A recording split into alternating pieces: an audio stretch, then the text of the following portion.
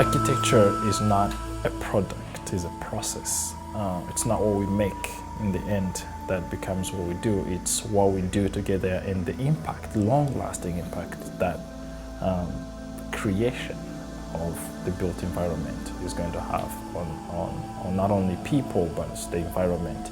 Our philosophy is every project must have a transcendent idea that starts or that catalyze systemic change, positive systemic change. And each and every project have to be different depending on the issue they're trying to address or the impact sought to create.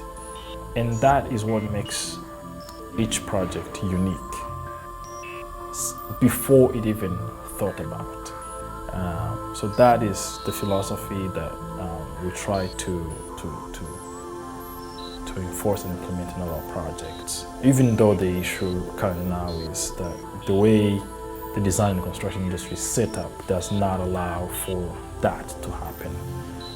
But again, we're hoping with this series of projects that it will also lead to this systemic change of seeing things, policies change so that we can practice in a better environment, I guess. It's not important to have local architects, but it's important for architects to think locally.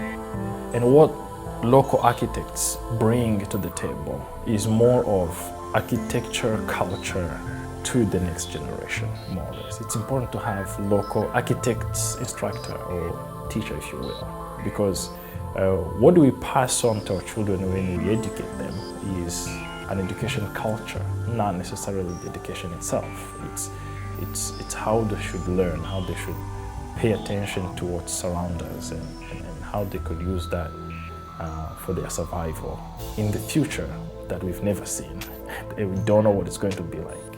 So I see having local architects being important in that way, but it doesn't necessarily mean that anyone else who thinks locally cannot be local. After all, we're talking about globalization, the world becoming a village. All of us will live on one planet. Definitely Design Center. Currently, we're thinking about it as a fellowship program based in Kigali, Rwanda.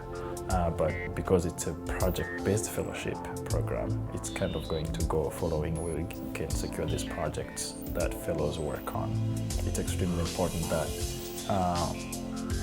they get this hands-on experience. So that kind of overtakes the geographical boundaries. The idea is to create enough network of designers and thinkers who can go into the communities and be able to replicate this or make it even better. So I see the architect role really being the conductor of the orchestra of policymakers, researchers, engineers, social studies professionals, economists. We're the one who should take all of that and blend it into something that allow us to change the Earth inherited natural environment into an appropriate built environment.